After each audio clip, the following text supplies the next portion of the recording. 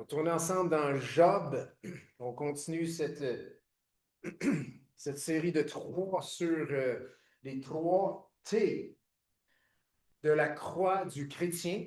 Donc, les trois T de la croix du chrétien. Et c'est ça, on l'a vu rapidement. J'ai dit les trois T la semaine passée. Donc, le premier T, est-ce que vous savez c'est quoi? Tentation. On a tous des tentations dans nos vies. Amen. Ça, je vous le dis, là, ce message est très terre à terre, très pratique. Les trois T du chrétien, tu t'en sauves pas. Et Jésus nous appelle à porter notre croix. Donc, devant ces trois T, on doit savoir quoi faire. Donc, premier T, c'est la tentation. Deuxième, test. Merci beaucoup. Test, un autre mot pour épreuve. Pourquoi j'ai mis test? Parce qu'il fallait un deuxième T. Donc, c'est pas plus compliqué que ça. Et le troisième, c'est les tribulations. Et ça, on a peut-être moins, on va le voir la semaine prochaine, mais je pense qu'il devrait en avoir plus parce que les tribulations, ça nous vient à cause du nom de Jésus dans nos vies. Amen. On a des questions à se poser s'il n'y a pas trop de tribulations dans nos vies. Mais ce matin, on est avec les tests, donc les épreuves. Et donc, tout chrétien doit passer au travers des tentations. Et comme j'ai dit la semaine passée, les tentations, quand nous parlons de tentation, ou bien pour passer au travers des tentations, bien c'est une question de force. Le chrétien doit être fort. Amen. Ça il tente de faire quelque chose qu'il ne devrait pas faire. La réponse est non. Et si tu mets non en envers, qu'est-ce que ça fait? Non. C'est toujours non. Hey, Mike, combien, c'est surprenant comment qu'il faut être fort pour dire non. C'est ça. Question des tentations, c'est une question de force. Pour passer au travers des tests ou des épreuves, c'est une question d'endurance. C'est ce qu'on va voir ce matin. Il faut être endurant. Il faut être persévérant. Et pour passer au travers des tribulations, eh bien, c'est une question de fidélité à Jésus, de notre part à Jésus. Une tentation, pourquoi est-ce qu'une tentation, c'est une tentation? C'est parce que nos yeux ne sont pas à bonne place. Nos yeux sont censés être sur Jésus. Mais quand on est tenté, c'est parce que quelque chose s'est passé ici, puis on s'est tourné la tête, les yeux, puis là, on regarde d'autres choses. Et vous savez quoi? La tentation est bien moins tentante quand on a nos yeux sur Jésus. Amen? Parce que lui, il est meilleur que tout. Mais je veux dire, c'est une façon de parler, mais ça devrait vraiment être tentant de regarder Jésus. Amen? Mais ça, on ne dit pas ça de même, hein? Mais la tentation disparaît quand on garde nos yeux sur Jésus. Une épreuve, eh bien, c'est une épreuve parce que nos yeux sont trop souvent sur les privilèges de cette vie. Ah, que c'est dur! Ah, que c'est difficile! Il me semble que ça devrait être de même. Je regarde mon voisin, puis c'est pas mal plus facile. Ou je regarde ma soeur à l'église ou mon frère, ils l'ont tellement plus à faire. C'est parce qu'en quelque part, nos yeux sont sur les supposés privilèges, bien-être de cette vie. Mais quand nos yeux sont sur Jésus, c'est une toute autre chose. Amen? OK. Donc, quand on parle de tentation, ça a toujours rapport avec le péché. Quand on parle de test ou d'épreuve, ça a toujours rapport avec les circonstances de la vie. Les épreuves nous viennent par les circonstances. Et donc, quand on est dans l'épreuve, quand on est dans le test, on est appelé à être endurant, à persévérer, à ne pas lâcher. Mais dans tout cela, quand on est dans des épreuves, il y a toutes sortes de questions qui peuvent nous venir à la pensée. Amen? Amen? Je ramène une histoire que j'ai apportée il y a plusieurs années et que je vais rapporter ce matin. Lorsque je passais une grande épreuve dans ma vie, Et puis, on revenait avec ma première épouse lorsqu'elle était malade. Là. Ceux qui connaissent mon histoire, elle est décédée en 2012 du cancer, je me suis remarié par la suite. Mais c'était une épreuve, tout ce temps de maladie. Et puis, les garçons étaient jeunes. Et puis, on revenait de Gatineau. Je ne sais pas si c'était un rendez-vous médical. C'est probablement pour des commissions parce que je ne pense pas qu'on emmenait les garçons dans les rendez-vous médicaux. Et puis, il y avait une chicane en arrière de la voiture. 3 garçons, il y a 3 places en arrière. Hein? C'est pas trop large, quand même tassé. Puis dans le temps, c'était les MP3. Vous savez, c'est quoi un MP3? Peut-être, oui. Cassette, on ne sait plus c'est quoi. Ni les disques vinyles, on ne sait plus c'est quoi ça. Ni le téléphone sur le mur, on ne sait plus c'est quoi ça. Mais les MP3. Donc, il y avait 2 MP3, il y avait 3 garçons. Nous avons un problème en tant que parents. C'est un test. C'est une épreuve. Donc, moi, je me choque parce que les autres, ils choquent, puis ils font du bruit parce qu'ils veulent tous, les 3, avoir un MP3. Ils veulent avoir la musique. Donc, j'ai arrêté la voiture. Je ne suis pas mal sûr si c'est ce qui est arrivé. J'ai arrêté la voiture. Je me réveille, j'ai écouté. Là. J'ai dit, il va falloir que vous vous arrangez parce que moi, j'endurerai pas ça. Là. Et si vous vous arrangez pas, il n'y a personne qui va avoir un MP3. Je vais les enlever à tout le monde. OK, papa, on va s'arranger, on va s'arranger. Puis moi, je me suis dit, ben, garde, ils vont sûrement dire, ben, garde, plus vieux va passer sur MP3 au plus jeune, puis qui n'avait pas pour 10 minutes. Puis là, ben, il va le reprendre, puis l'autre, il va passer son MP3 au plus jeune pour 10 minutes. Puis là, il va le reprendre, puis là, le plus jeune va prendre un break pour 10 minutes. Ça serait quelque chose comme ça. Non, c'est pas la solution qu'ils ont trouvée dessus. Ils ont décidé, parce que, tu sais, ils ont des écouteurs. Hein. Ils ont décidé, ben, plus vieux qui est à gauche va donner un écouteur au plus jeune qui est au milieu. Et celui qui est à droite va donner son écouteur de gauche au plus jeune qui est dans le milieu. Fait que le plus jeune au milieu, il n'y avait pas d'MP3, mais il y avait 2 écouteurs. Puis les 2 autres, il y avait leur MP3, mais il y avait juste un écouteur. Là, je suis là, moi, je suis en train de conduire, je regarde dans le miroir, puis je me dis, qu'est-ce qui peut bien se passer dans la tête du plus jeune? Puis tout le monde était content. Gros sourire. Mais c'est comme. Puis dans le temps, je passais au travers des moments difficiles. Puis tu sais, les moments difficiles, ça se compare un peu j'entends 2 sortes de musique. Seigneur, tu me promets des bénédictions, tu me promets la victoire, tu me promets toutes sortes de choses. C'est dans ta parole, puis j'en doute pas, mais c'est pas ça que je vois dans ma vie. C'est ça l'épreuve. Puis là, je regardais le plus jeune, puis je me dis, d'un bord, il entend du heavy metal, puis de l'autre bord, il entend de la louange. C'est un petit peu ça ma vie présentement. C'est un petit peu ça les trucs. Puis on se pose toutes sortes de questions. Pourquoi? Pourquoi? Donc, on va répondre à la question principale qui vient lorsqu'on est dans une épreuve, et c'est pourquoi? Moi. Ou d'où vient cette épreuve? Dans le fond, si je peux répondre à sa provenance, je peux peut-être répondre au pourquoi. Premièrement, les épreuves arrivent à tous. Amen. Ça arrive à tout le monde. La vie n'est pas facile. Amen. Ce message est 3T de la croix du chrétien, je vous dis, là, vous vous en sauvez pas. Viens pas me dire que tu n'as pas d'épreuves dans ta vie, parce que moi, j'ai une réponse déjà toute formulée, c'est que tu es un menteur. OK? Il y a des épreuves dans la vie. Il y en a toujours. Puis il y en a qui durent très longtemps. D'où viennent les épreuves? OK, on s'en va dans Job. Job, c'est une super de belle histoire. C'est un homme qui a été grandement éprouvé. Et si vous voulez tourner pour Job, on n'a pas de projection ce matin parce que nous avons la traduction et on priorise la traduction, mais on a nos Bibles. Amen? Et dans nos Bibles, il y a pas l'épître, il y a le livre de Job.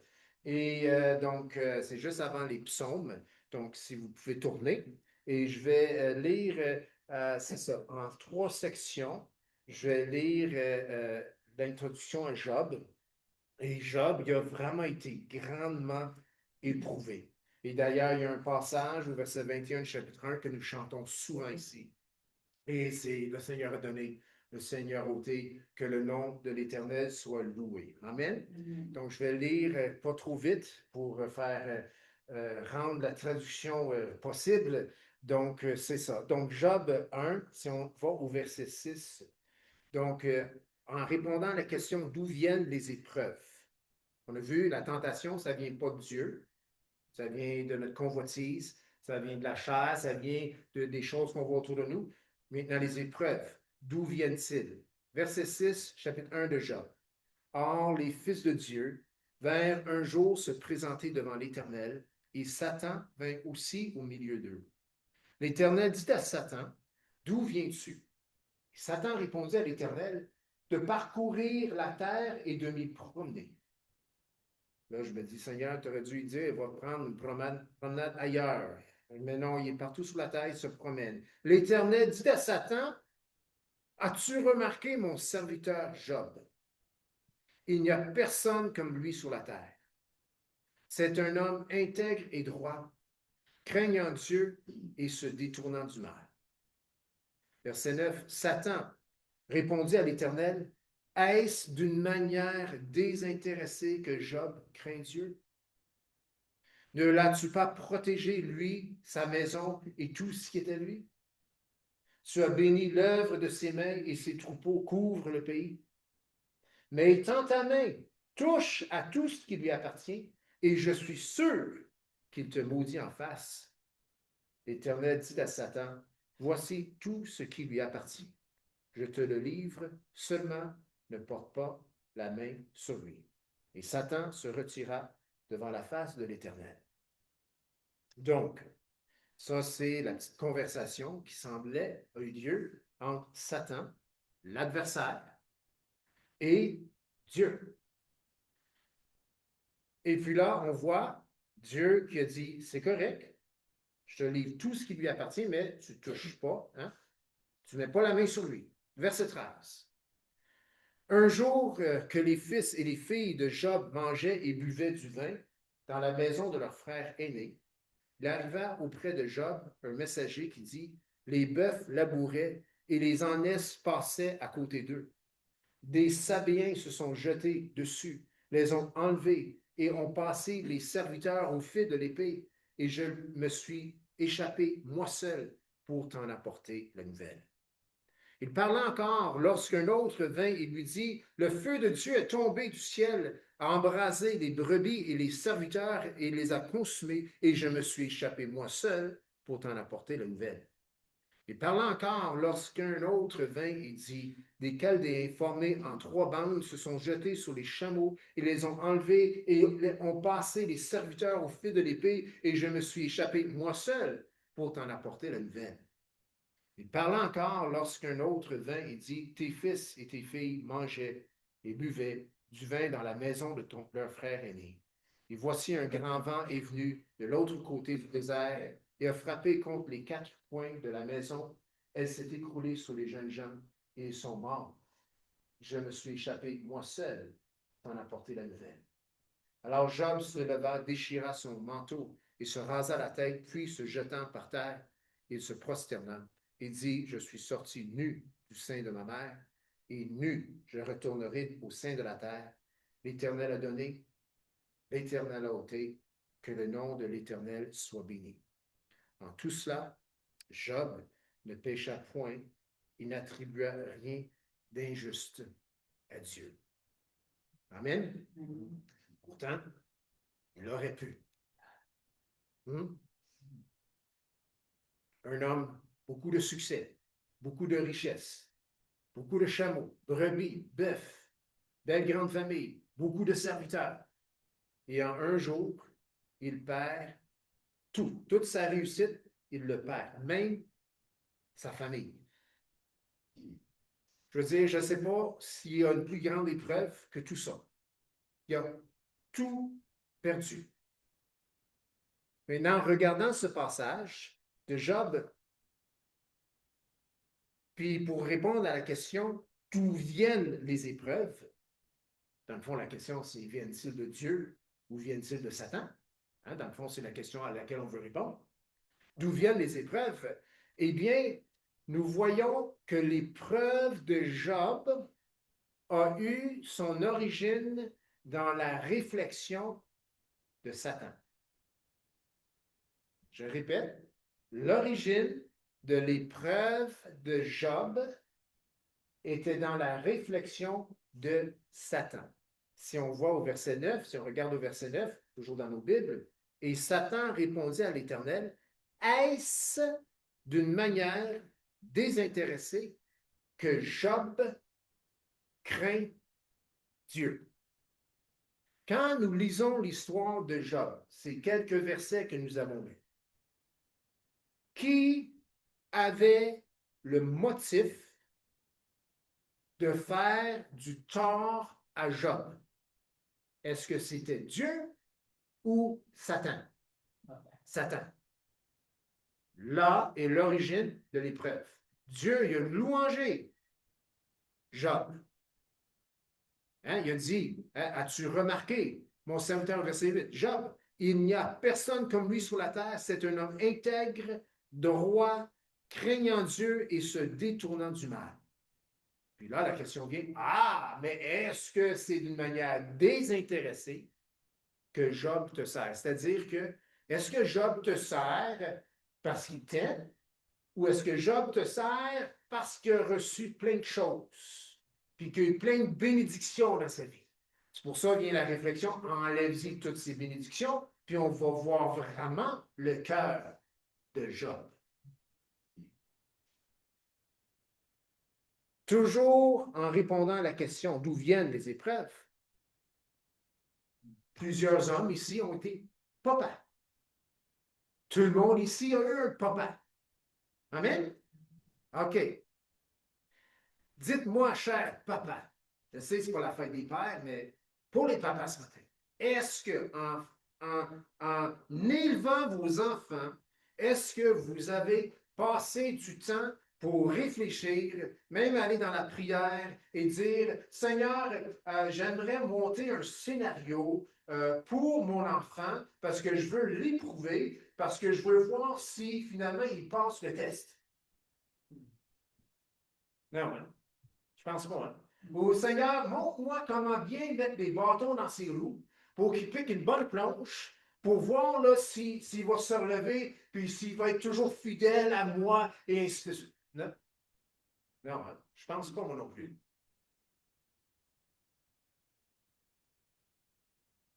Donc, les épreuves viennent-ils de Dieu ou viennent-ils de Satan?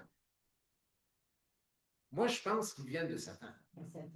Maintenant, là, vous dites, oh, mais pas ça parce que je vous ai dit. Oui, je sais, je l'ai déjà dit. Puis dans Jacques chapitre 1, eh bien, il y a les tentations, puis il y a les épreuves. J'ai fait mes recherches. Je vais être franc avec vous. Dans le texte grec, c'est pas mal tout le même mot qui est derrière les deux mots. Bon.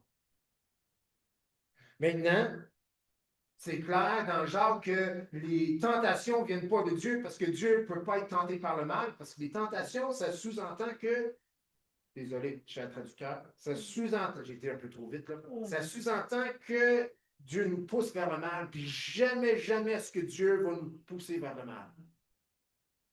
Mais les épreuves aussi peuvent nous pousser vers le mal. Non.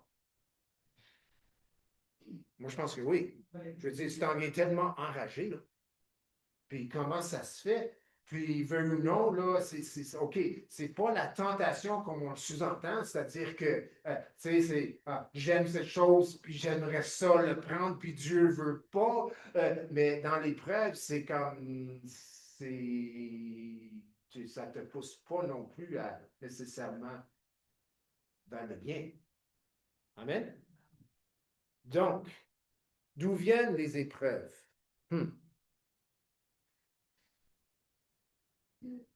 Job, dans son épreuve, on voit son origine. C'est Satan qui avait un motif pour éprouver Job, pour le faire échouer, pour le faire tomber, pour le faire maudire Dieu. Et on voit dans le verset 21 de Job, chapitre 1, Job n'a pas maudit Dieu. Il dit, je suis sorti nu du sein de ma mère, et nu je retournerai dans le sein de la terre. L'Éternel a donné, l'Éternel a ôté, que le nom de l'Éternel soit béni. Bonne réaction à avoir dans l'épreuve. Amen. Sa santé n'avait pas encore été atteinte. Tout ce qui reste, c'est sa femme. Puis elle lui a dit, écoute, mon homme, maudit Dieu, puis crève. C'était sa réaction. C'est comme, wow, merci beaucoup pour les bons conseils. Mais grosso modo, c'est ce qu'elle a dit. Maudit Dieu, et meurt. Mais Job était plus intelligent que ça. Il savait toujours que son seul secours, son seul espoir d'en sortir, c'était Dieu. Il n'a pas le temps de nous dire. Même s'il perdait tout. C'était pas le temps de nous dire. OK, on va juste aller avec Job, 10 versets dans le chapitre 2, OK, qui poursuit un peu l'histoire, parce que là, Job, il n'a pas maudit Dieu. Job s'est comporté en bon garçon, en homme fidèle. Il a tout perdu, il a fait faillite. Grosso modo, c'est ça, il a fait faillite. Même la météo était contre lui. Puis Dieu, quelque part, il est en charge de la météo. Oui, puis non. OK? Satan règne sur la terre aujourd'hui. Amen. Dieu est souverain, il est au-dessus de tout ça. Mais le mal domine sur la terre aujourd'hui. Amen. Donc, Dieu a permis quand même à ce que Satan, dans sa domination sur la terre, fasse du tort à Job.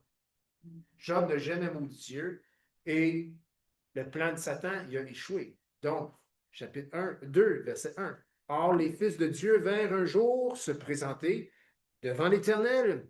Et Satan vint aussi au milieu d'eux se présenter devant l'Éternel. L'Éternel dit à Satan, d'où viens-tu? Bon, comme d'habitude. Satan répondit à l'Éternel de parcourir la terre et de m'y promener. L'Éternel dit à Satan, as-tu remarqué mon serviteur Job? On dirait que l'histoire se répète. Hein? Il n'y a personne comme lui sur la terre. C'est un homme intègre, droit, craignant Dieu et se détournant du mal. Il demeure ferme dans son intégrité. Et tu m'excites. Ah, tu m'excites à le perdre sans motif. Et Satan répondit à l'Éternel, po. Tout ce que possède un homme, il le donne pour sa vie. Mais tend ta main, touche à ses os et à sa chair, et je suis sûr qu'il te maudit en face. L'Éternel Dieu dit à Satan, voici, je te le livre, seulement épargne sa vie. Et Satan se retira de devant la face de l'Éternel, puis il frappa Job d'un ulcère malin. C'est qui a frappé Job d'un ulcère? Satan. Merci beaucoup. Et puis il frappa Job d'un ulcère malin depuis la plante du pied jusqu'au sommet de la tête. Et Job prit un tesson pour se gratter et s'assit sur la cendre. Sa femme lui dit, tu demeures ferme dans ton intégrité. Maudit Dieu et meurs. Mais Job lui répondit, tu parles comme une femme insensée. Quoi? Nous recevons de Dieu le bien et nous recevons pas aussi le mal? Et en tout cela, Job ne pécha point par ses lèvres. Wow.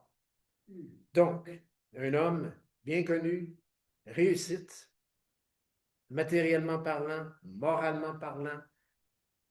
Il y a bien des Lamborghini, bien des Porsche, bien des camions remorques. Il y a tout. Il y a des maisons, il y a des cabanes à pu finir. C'est Tommy Hilfiger, peu importe, c'est l'Elon Musk des temps modernes. Hein? C'était Job. Et là, au verset 10, chapitre 2, il est assis sur un coin de rue, puis il se gratte le dos, puis il est assis sur un petit tapis à moitié nu. Je veux dire, il aurait pu facilement dire, ma vie a fini mal.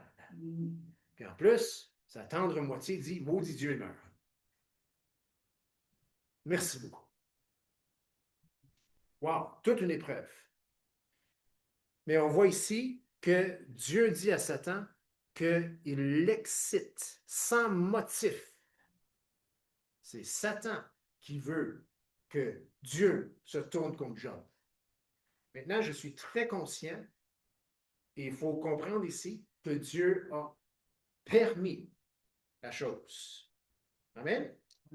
Si Dieu avait dit non, tu ne touches pas à mon serviteur Job, Satan n'aurait pu rien faire. Donc, bien que Satan semble régner, dominer sur terre, ce n'est pas lui qui a le dernier mot. Il a dû quand même demander la permission, mais en même temps, Dieu lui a permis. Mais le motif, ce n'était pas dans le cœur de Dieu, le motif, c'était dans le cœur de Satan. Amen? OK. Donc, le but de Dieu, on le sait, pour sa création, on sait ça. Quand on lit la parole de Dieu, le but de Dieu pour la création, c'est le bien-être de ses créatures. C'est la sainteté de ses créatures. C'est tout ce que Dieu veut. Et le but le plus élevé de Dieu, par-dessus le bien-être de ses créatures, par-dessus la sainteté de ses créatures. Si vous regardez dans les Écritures, vous allez voir, puis on l'a vu en janvier, le but ultime de Dieu, c'est d'être glorifié. Le but ultime de Dieu, c'est d'être glorifié. Il veut que nous le glorifions par nos comportements, par nos paroles, par nos décisions, mais en bout de ligne, qu'on le fasse ou non, Dieu va se glorifier. Amen. Dieu se glorifie au travers des belles circonstances et Dieu a choisi aussi de se glorifier au travers des mauvaises circonstances. Amen. Donc, nous sommes toujours confrontés à deux questions. Quand ça vient, ces histoires d'épreuves, là, OK, puis le bien, puis le mal qui est dans la vie du chrétien fidèle, et qu'on a des combats, puis on est éprouvé, puis, je sais pas, on a tous des épreuves, hein? Puis là, on est toujours confronté aux deux questions suivantes. C'est que comment un Dieu saint est-ce qu'il peut permettre le mauvais ou le mal? Puis, en même temps, sachant que beaucoup du mal dans nos vies vient même de nous-mêmes, eh bien, comment ça se fait que Dieu nous laisse libres? Parce que s'il ne nous laisserait pas libres, il semble qu'il y aurait bien moins de mal dans le monde, puis bien moins d'épreuves. Parce que pour être franc, beaucoup des épreuves dans nos vies viennent de nous-mêmes. Pas toutes. Pas toutes. Quelqu'un qui tombe gravement malade, là, et qui s'est toujours occupé de sa santé, bien, ce problème-là ne vient pas de lui-même. Là, ça vient parce que le péché, la maladie est dans le monde, et ainsi de suite. Mais on a toujours ces questions-là. Dieu, qui est un Dieu saint, comment est-ce qu'il peut permettre le mal? Puis Dieu, qui est souverain, comment est-ce qu'il peut permettre à quelqu'un d'avoir le libre choix? Libre choix, souverain, ça ne va pas ensemble. Dieu est souverain, puis on a la liberté de choisir. Ah, mais Dieu, parce que si tu es souverain, puis tu nous donnes la liberté de choisir, en quelque part, tu es plus souverain, parce que nous, on peut décider.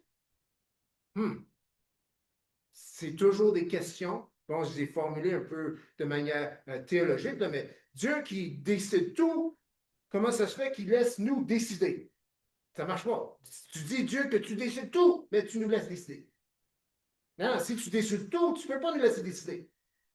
Dieu le fait pareil. Et souvent de là viennent beaucoup d'épreuves. Mais même dans nos mauvais choix qui peuvent entamer des épreuves dans nos vies, Dieu veut et peut se glorifier. Amen. Donc, les épreuves ne viennent pas de Dieu. Non, mais les épreuves sont là. Amen. Puis que tu sois chrétien ou pas chrétien, même tu as des fois plus d'épreuves parce que tu es un chrétien. Pourquoi? Parce qu'il y en a un qui doute de l'intégrité de ton cœur, de mon cœur. Puis il dit, ouais, teste-le, tu vas voir. Il va te maudire en face. Donc, ces épreuves-là viennent. Et nous, bien, on est encore mis devant un choix. On peut choisir, mais là, on est mis devant un choix. Comment est-ce que je vais me comporter au travers cette épreuve, au travers ce test? Vous savez, depuis la chute, depuis le Jardin d'Éden, il y a deux courants qui sont à contresens. Et quand tu donnes ta vie à Jésus, tu es maintenant à contresens. Le courant s'en vient de même et toi, tu dois t'en aller par là-bas. Pas pendant les vacances, hein, pasteur? Non, juste 50, juste 48 semaines par année. Là, 4 semaines, non, non. Même pendant les vacances. Il n'y en a pas de vacances avec le Seigneur. Amen? C'est toujours à contre-courant. On n'a pas le choix. Parce que si on se laisse aller, si on abandonne, si on maudit Dieu, ben, en quelque part, sa femme avait raison, maudit Dieu et meurt. Si on maudit Dieu parce que l'épreuve, selon nous, elle est trop grande, insupportable, eh bien, nous allons mourir. Nous abandonnons. On se détache du source, finalement. Celui qui nous donne la vie, celui qui peut nous donner la force pour persévérer, celui qui peut nous aider à marcher au travers de cette épreuve, on vient de l'abandonner. Pas trop intelligent. Hum? Pas intelligent, ça. Non, la meilleure chose qu'un chrétien peut faire dans l'épreuve, c'est de s'accrocher au Seigneur. Amen. Et jamais, jamais, jamais lâcher. Donc, que ce soit la tentation ou que ce soit des épreuves, ultimement, n'ont pas leur source en Dieu. Puis dans l'épître de Jacques, comme j'ai dit tantôt, on voit que le mot épreuve et tentation ont pas mal le même mot grec derrière. Les épreuves, chers amis, font partie de la vie. La tentation, les tentations font partie de la vie.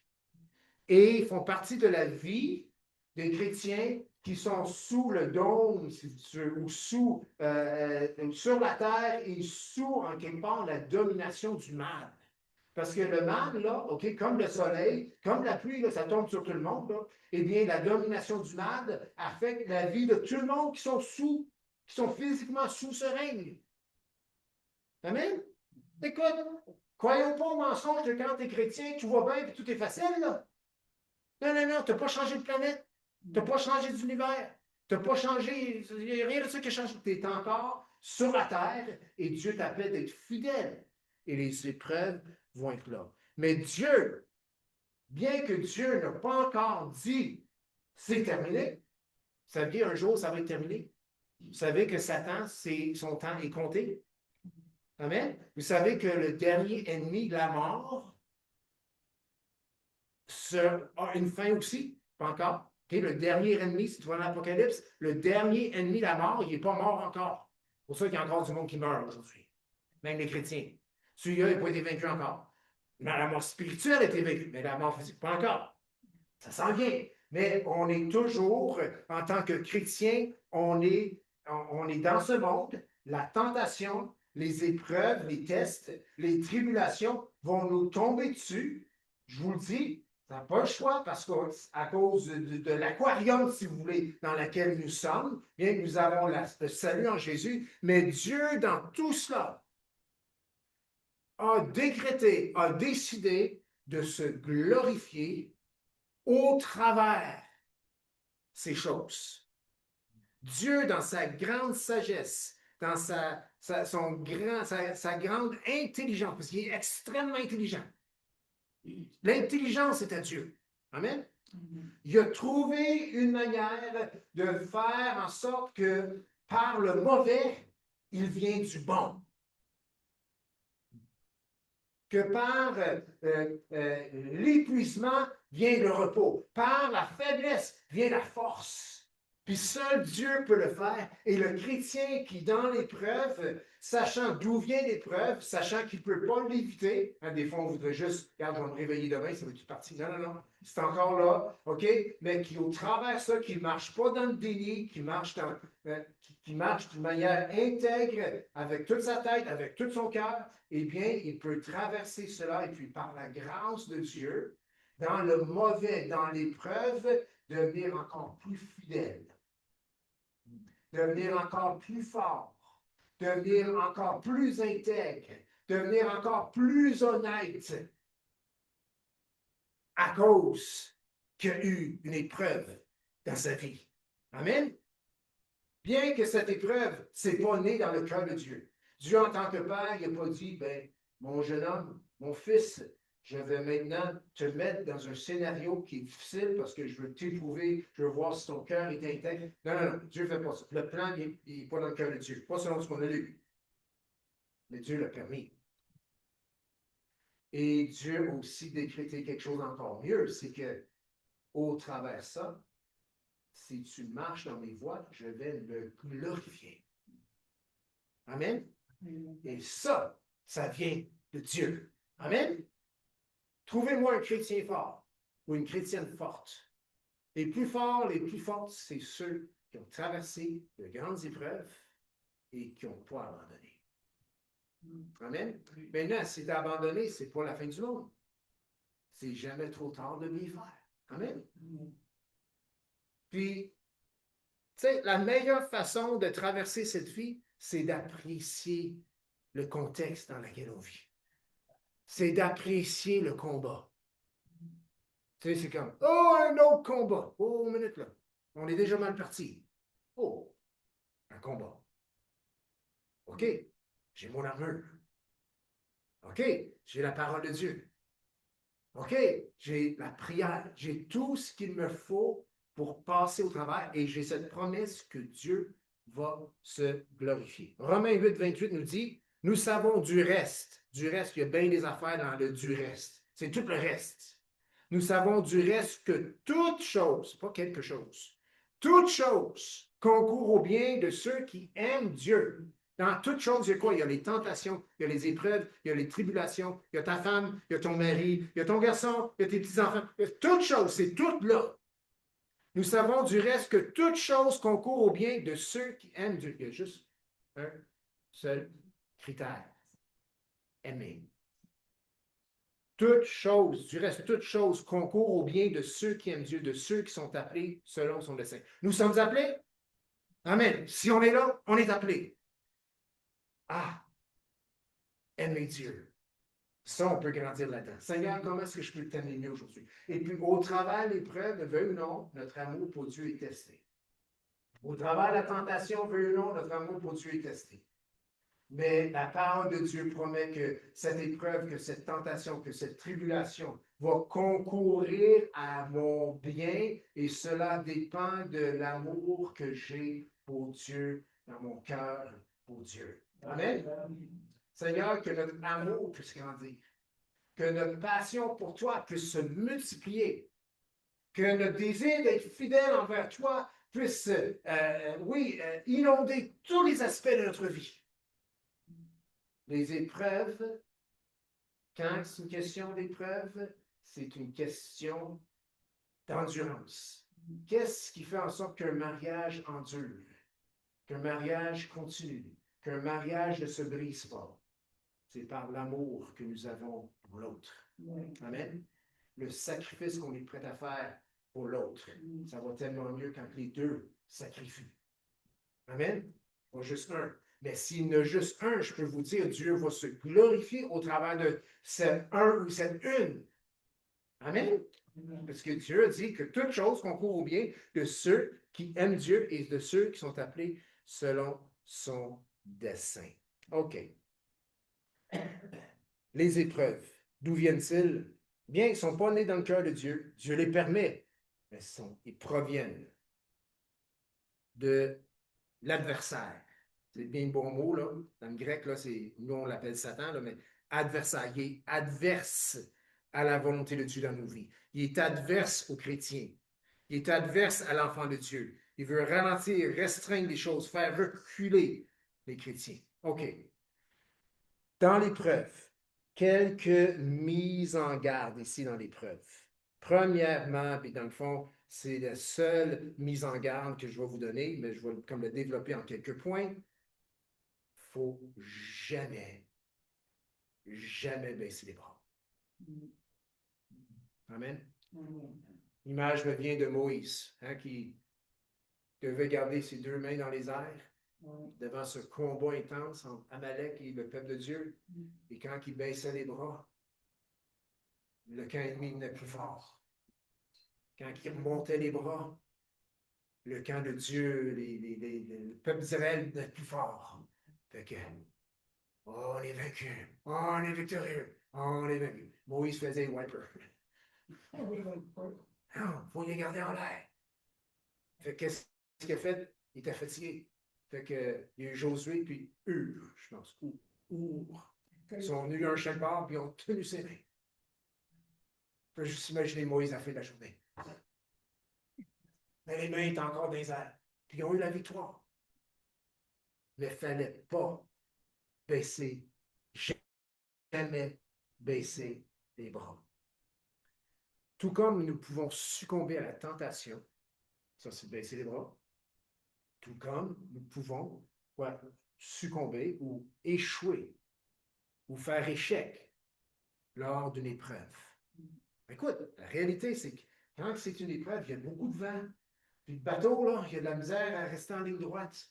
Puis il y a toutes sortes d'intempéries, si vous voulez, de toutes les sortes, là, pas de météo, mais d'intempéries dans nos vies spirituelles, émotionnelles, morales. Puis le bateau, il est poussé à gauche et à droite, mais il faut rester, il faut continuer. Puis, oui, des fois, on s'en va un peu à la dérive, mais il ne faut jamais, jamais baisser les bras. Lorsque nous baissons les bras, c'est comme si on lâche le gouvernail et le bateau il ira où ce qu'il veut. Je peux vous assurer, il n'arrivera pas à bon port. Il ne faut jamais baisser les bras lors d'une épreuve.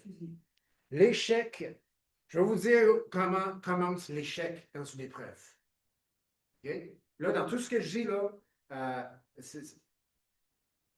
c'est jamais, comment je peux dire, c'est jamais un fait accompli. Il y a toujours manière de se ressaisir puis de se relever.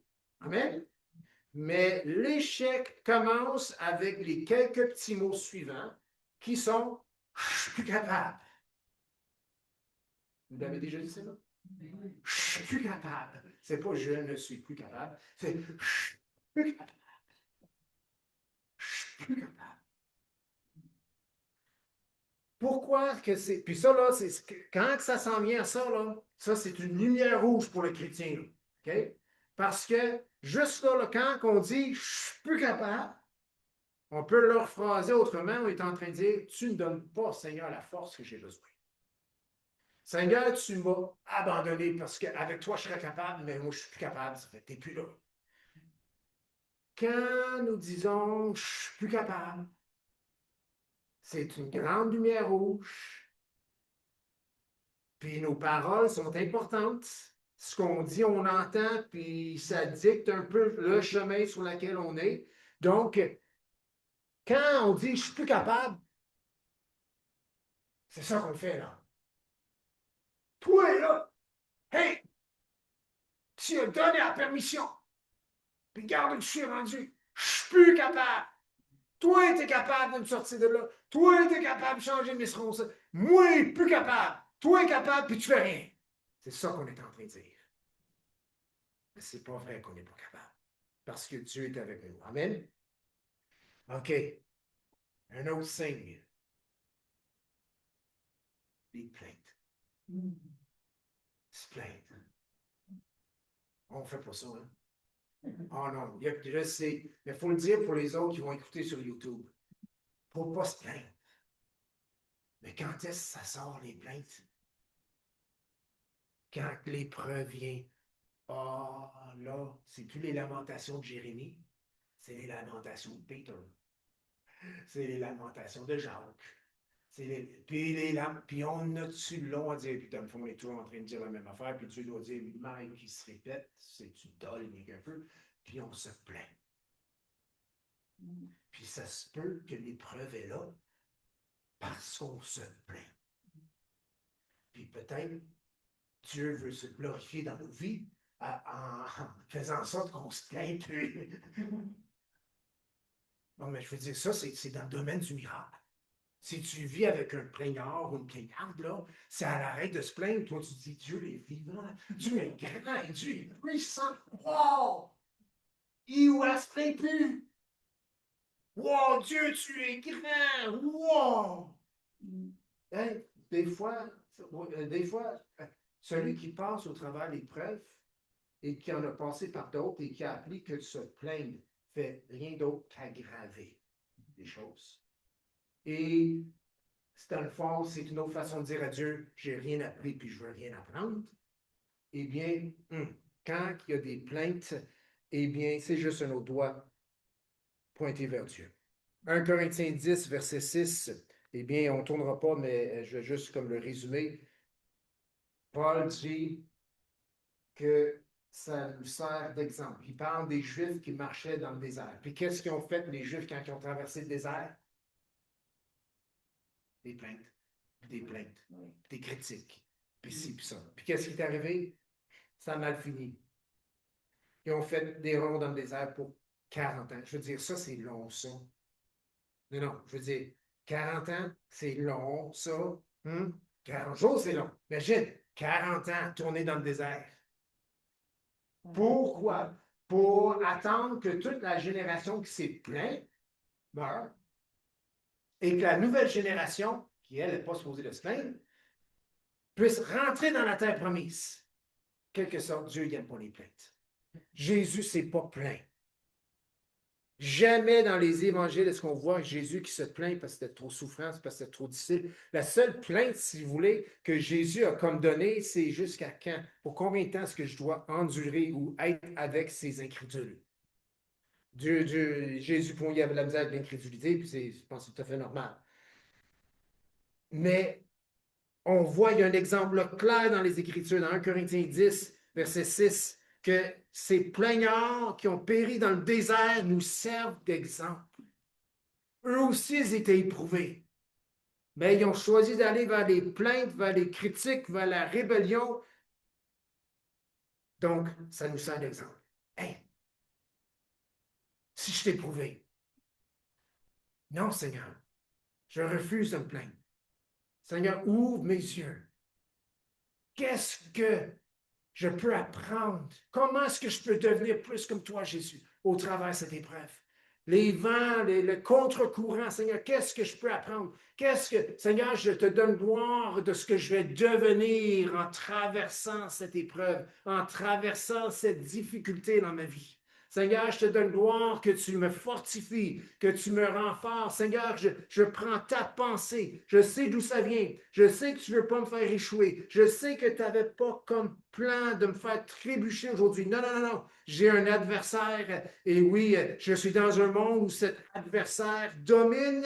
Et moi, je vais rester fidèle. Je choisis d'être endurant. Seigneur, merci de me donner ta persévérance. Amen. Tu sais, quand on se plaint plus, c'est là qu'on voit vraiment qu'on se plaignait de tout. Et pour rien. C'est-à-dire, on se plaint quasiment parce que c'est trop d'ouvrages beurrés l'auto ce matin. C'est comme, c'est quoi ça? Non, il ne faut pas se plaindre. Une personne qui persévère, puis il y a toujours des mises en garde, OK? Parce que, veut ou non, OK? Une fois avoir traversé l'épreuve, si on n'a pas une mise en garde, si on ne fait pas attention, même notre réussite peut nous exposer à l'échec. Qu'est-ce qui arrive en général une fois qu'on a fait une belle réussite?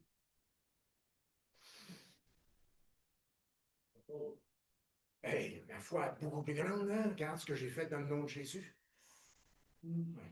Là, il a dit, repose-toi, on peut se reposer, mais je m'en vais dans l'autre sens. Une mise en garde, c'est quand on réussit, là, des fois, on peut s'enorgueillir. Parce que l'orgueil précède quoi? La chute. Donc, même après l'épreuve, là, normalement, pour donner raison à ce que notre frère a dit, il faut se reposer. Oui. En Jésus. Il n'y a pas d'orgueil en Jésus. Okay? Oui, tu as fait ta part. Oui, nous avons fait notre part. Oui, nous avons persévéré. Oui, nous avons été fidèles. Oui, nous n'avons pas pris le nom de Dieu en vain. Oui, nous n'avons pas blâmé Dieu. Mais, bien qu'on a fait notre part, c'est Dieu qui nous a fortifiés, fait grandir au travers de ces circonstances. À lui soit la gloire. Amen. Parce que, je vous dis, hey, quelqu'un qui réussit matériellement, il y a des chrétiens qui réussissent matériellement. Amen. Et même c'est une bénédiction. Amen. Moi, je n'ai rien contre ça. Si Dieu permet à quelqu'un de réussir matériellement, mais en quelque part, il faut comprendre que si Dieu bénit comme ça, c'est parce que Dieu veut qu'on prenne aussi nos choses matérielles pour bénir, pour faire fructifier le royaume de Dieu. Amen. Pour être généreux, amen. C'est pas pour avoir une vie de luxe, puis ci, puis ça, puis ignorer notre prochain, ainsi de suite. Non, non, non, c'est pas ça du tout. Mais si celui qui réussit matériellement, puis il s'enorgueillit, ben, je vais vous dire qu'est-ce qui va pousser dans sa vie. Des épines. Pourquoi? Parce que, hein, on le sait dans, on le sait dans Matthieu 13, hein, les terrains, hein, celui-là où ce que les épines, c'est parce que c'est la séduction des richesses. Donc, on voit même là que Dieu veut bénir, Dieu permet la réussite. Mais même dans les bonnes choses, si on n'est pas sur nos gardes, nous pouvons échouer. Puis c'est même pas une épreuve comme telle. Mais dans le fond, c'est une épreuve. Dans le fond, c'est un test. C'est-à-dire, tu sais, c'est un test, OK, c'est une épreuve quand les choses vont mal, est-ce qu'on va être fidèle à Dieu? Mais lorsque les choses vont bien, le test est encore plus grand. Est-ce que tu seras toujours fidèle à Dieu? L'ennemi est wise aussi. Il peut te donner tout ce que tu as besoin juste pour te rendre infidèle à Dieu. Lui, il s'en fiche du reste. Mais ce n'est pas le plan de Dieu. Mais Dieu est bon. Dieu est... Savez-vous que Dieu est riche? Hein? La Bible dit que toutes les montagnes sont à lui. Puis qu'il y a des montagnes où il y a plus que 1000 bœufs. Dieu, toute la richesse est à Dieu. Amen? La planète, là, la Terre, là, est pleine de richesses. Ben oui, il y a du pétrole dans la Terre. Il y a des métaux dans la Terre. La Terre, elle est riche. C'est tout à Dieu. OK, oui, l'ennemi s'amuse avec tout ça. Mais même ces bonnes choses qui viennent de Dieu peuvent faire en sorte que le chrétien échoue. Bref, l'épreuve, là, c'est la vie. Que ça aille bien, que ça aille mal. C'est une épreuve. C'est une épreuve. Dieu parle toujours au cœur. Il veut qu'on reste fidèle en tout temps. Amen. Une mise en garde ici. 2 Pierre 1,9 nous dit, vous pouvez tourner, beau passage, je l'aime ça. 2 Pierre 1,9. C'est pas 1 Pierre, c'est 2 Pierre. Je sais que c'est 2 Pierre parce que j'ai quasiment fait l'erreur d'envoyer 1 Pierre, mais c'est 2 Pierre. Le prochain verset, c'est 1 Pierre. Mais dans 2 Pierre 1,9, c'est écrit. Puis c'est tout de suite après avoir que Pierre parle au sujet d'ajouter à sa foi toutes sortes de vertus. Okay? Puis au verset 9, il dit, mais celui en qui ces choses. C'est quoi ces choses? C'est toutes les vertus, la science, tempérance, patience, piété, amour fraternel, charité, toutes ces choses qui ont été mentionnées avant qui devraient être ajoutées à notre foi. Pierre dit dans 2 Pierre 1,9, mais celui en qui ces choses ne sont point aveugles, il a fait quelque chose d'autre. Il ne voit pas loin, oups, et il a mis en oubli la purification de ses anciens péchés. Maintenant, je suis pas en train de dire qu'il faut méditer sur nos anciens péchés, et dire j'ai fait ci, j'ai fait ça, je regarde, puis tu regardes, non, non, non. Mais il ne faut pas oublier d'où ce qu'on vient. On vient de là, OK? Mais en quelque part, il ne faut pas l'oublier. Nous sommes toujours humains. Nous sommes toujours charnels. Nous pouvons toujours succomber. Amen? Mais dans l'épreuve, Dieu nous appelle à être fidèles. 1 Pierre, reculez juste d'une page, 1 Pierre 5, verset 8, nous dit, soyez sobres, veillez, votre adversaire, le diable, rôde comme un lion rugissant, cherchant qui il dévorera. Donc, mise en garde. N'oublions pas d'où ce que le Seigneur nous a sortis. N'oublions pas la purification, le pardon de Dieu dans nos vies. N'oublions pas les péchés qu'il a effacés dans nos vies. Non, on veut retenir ça, pas pour y retourner, mais pour se rappeler d'où on sort et pour être plus fort dans l'épreuve, pour être plus fort dans les tests et persévérer jusqu'au bout. On sait qu'il y a un adversaire, OK, qui rôde comme, c'est pas un, mais c'est comme un lion rugissant. Puis je vous le dis tout de suite, il n'y a plus de griffes, puis il n'y a plus de dents. OK? Jésus l'a dépouillé, celui-là. Là. OK? C'est un gros minou qui paraît méchant. C'est-à-dire qu'il ne peut pas faire grand-chose avec les chrétiens. La seule chose qu'il peut faire avec le chrétien, c'est ce que le chrétien il laisse faire. OK? Mais il rôde comme un lion rugissant, avec qui fait peur. C'est intimidant. Ah, oh, puis il peut même donner le goût de faire ce que je ne veux pas faire. Mais non, non, non, non, non, non. Il rôde comme un lion rugissant, mais nous, on doit veiller, on doit rester sobre, garder toute notre tête. Il y en a un qui veut nous dévorer. Et une façon de dévorer le chrétien, c'est de l'affaiblir, d'y mettre toutes sortes d'idées dans la tête lorsqu'il est éprouvé, pour qu'il maudit Dieu, pour qu'il abandonne le seul qui peut le secourir, pour qu'il puisse, lui, avoir un bon lunch. Mais ça ne nous arrivera pas. Amen? Dieu est fidèle. Amen? Il y a des épreuves, il y a des tentations, il y a des tribulations. Mais moi, en tant que chrétien, je vais porter ma croix. Et dans l'épreuve, je serai endurant. Je serai persévérant. Amen? Les circonstances de la vie. Il n'y a personne qui s'en sauve. OK? Tu ne peux pas te sauver des circonstances de la vie plus que tu peux te sauver de vieillir. Si tu me dis, moi, pasteur, depuis que je suis chrétien, je vieillis plus, c'est pas vrai ça. OK? Nous vieillissons tous. OK? On va tous finir dans la tombe, à moins que Jésus revienne. Amen? Il n'y a personne d'éternel, sauf Jésus. Bien, on est éternel, mais pas dans le corps physique. Il va périr et on va être ressuscité. Amen? Les circonstances de la vie, je vous le dis, on les a tous. Si on les prend mal, si on prend mal les circonstances de la vie, ils ont tendance à nous détourner de Jésus et de nous faire faire naufrage, de nous faire dévier. Et ça, ce n'est pas le plan de Dieu. Donc, comme j'ai dit tantôt, grosso modo, la vie, c'est une épreuve. Bonnes circonstances, mauvaises circonstances.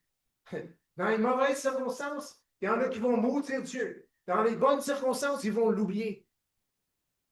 Ah, c'est pas mieux que l'autre. La vie, c'est une épreuve. Puis là, on dit, ah non, non, pasteur, moi, là, j'aime pas les épreuves. Eh bien, je vous dis tout de suite, c'est mal parti. Il va falloir que tu décides, puis là, c'est assez direct, là. Il va falloir que tu décides si tu es appelé ou non. Jésus, est-ce qu'il t'a appelé ou non? La vie, c'est une épreuve. La vie, c'est pas facile. Si on dit, non, non, moi, les épreuves, là, non, non, j'aime pas ça, non, t'es mal parti. Jésus t'a appelé et il va te rendre fort dans l'épreuve. La vie, la Bible, dans Philippiens 3, tournez pas, Hébreux 12, la Bible compare la vie à une course. La Bible compare la vie à un marathon. Et ça implique de courir. Ça implique de s'entraîner. Ça implique d'être endurant. Ça implique de persévérer.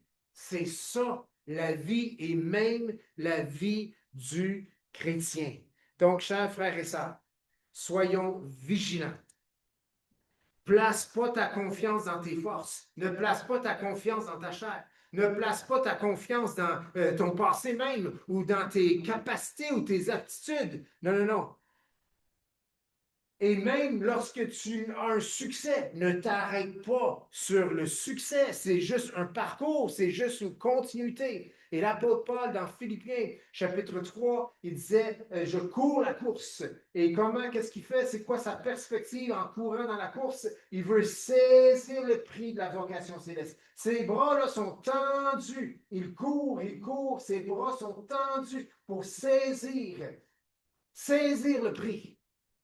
Puis, qu'est-ce qu'il fait avec le passé? Il constate tout ça comme la boue. Ben, mais il réussit. Oui, comme la boue. Et il regarde vers l'avant. Il court, il persévère, il veut saisir. Et il, en quelque sorte, hein, son focus, il est complètement, il veut embrasser, il veut s'acquérir de ce prix. Et c'est vers là qu'il court, pas vers là. Dans une course, là, ils vous disent, hein, pour gagner une course, pour gagner un marathon, c'est beaucoup, beaucoup, beaucoup de mental. Même plus que le physique. C'est le mental. Y en a-tu ici qui font des exercices à chaque matin? Ben, vous n'avez pas la main. Moi, j'en fais à chaque matin. Okay? Et j'ai mon petit app là, sur mon téléphone. Là. Puis, c'est ça. Chaque matin, on me propose des exercices. Et puis là, je peux regarder mon mois en arrière. Oh, j'ai manqué 2 jours, ou j'en ai pas manqué, ou j'en ai manqué une semaine, peu importe. C'est quelque chose, faire ça tous les jours. C'est comme prier. C'est quelque chose, réussir à prier à tous les jours. Mais ça fait partie de l'endurance. Ça fait partie de persévérer. Et chaque fois que je m'en viens pour faire mes exercices, je me dis, ah, ça va être toute une corvée. Ça dure juste 7 minutes. C'est comme, moi, c'est comme, c'est pas ça. Mais je me dis, non, non, non, non, je m'entends. C'est pas si pire que ça, là. Tu ne seras pas épuisé tout le temps, là. Ça va peut-être t'emmener à bout, mais c'est vraiment juste temporaire. Puis les bienfaits, eh bien, ils se répercutent partout, oui, dans ton corps, puis c'est quand même utile. Je ne vais pas dire que c'est utile à peu de choses, mais puis les choses, la piété est utile à beaucoup de choses, mais quand même, l'aspect physique est là. Mais on voit, tu sais, des fois, c'est mental. On court. Chers amis, où sont nos yeux? C'est quoi notre perspective? Est-ce que c'est toujours la vie, c'est dur? La vie, c'est dur. La vie, c'est dur. J'y arriverai pas. Ou je suis plus capable. Ou puis c'est-tu plein de plaintes? Ou est-ce que c'est des actions de grâce? Est-ce que c'est le prix qui s'en vient, là? OK? C'est après même que je vais donner mon dernier souffle. Et ce prix, la parole de Dieu me promet qu'elle va être grande. On me promet la couronne de vie. Je vais courir, je vais m'entraîner et je vais aller selon les forces que j'ai et Dieu va me fortifier. Et même si mon corps faiblit, même si mon corps, mes muscles s'atrophient, et bien spirituellement, je peux courir de mieux en mieux parce que le Seigneur me fortifie. Amen? Lâchons pas, frères et sœurs. La vie, c'est une course, c'est un marathon, c'est une épreuve. N'arrêtons-nous pas sur les succès, n'arrêtons-nous pas sur les échecs, n'arrêtons-nous pas sur des idées qui peuvent nous venir dans la tête. Non, gardons nos yeux sur Jésus. Les épreuves font partie de la vie. Dieu s'en sert pour se glorifier au travers de nous. Puis lorsqu'il se glorifie, c'est toujours bon. Amen? Amen. Jacques nous dit dans Jacques 1,17, toute grâce excellente et tout don parfait descendent d'en haut, du Père des Lumières, chez lequel il n'y a ni changement, ni ombre de variation. J'aimerais inviter nos musiciens. J'aimerais qu'on puisse aller à la prière ce matin. Écoute, ça ne prend pas une parole de sagesse ou de connaissance pour dire on a des épreuves, on en a tous. Mais peut-être tu veux que nous puissions t'accompagner dans la prière ce matin, afin que tu puisses, oui, être accompagné par la prière dans l'épreuve que tu vis. Ou peut-être qu'il y a un autre besoin. Mais ce que je peux te dire ce matin, c'est que le Seigneur est avec toi. Jésus est avec toi, car il a dit, je suis avec vous à tous les jours, jusqu'à la fin du monde. Puis la fin du monde n'est pas arrivée encore. Jésus est là. Jésus veut te fortifier. Jésus veut, oui, t'accompagner. Si tu veux que nous prions avec toi ce matin, bien, pendant qu'on chante ce chant, je vous invite tout simplement de venir à l'avant. On va prier avec vous. Dieu est bon, toujours bon. Il ne change pas. Il est là pour toi. Amen. Chantons ensemble.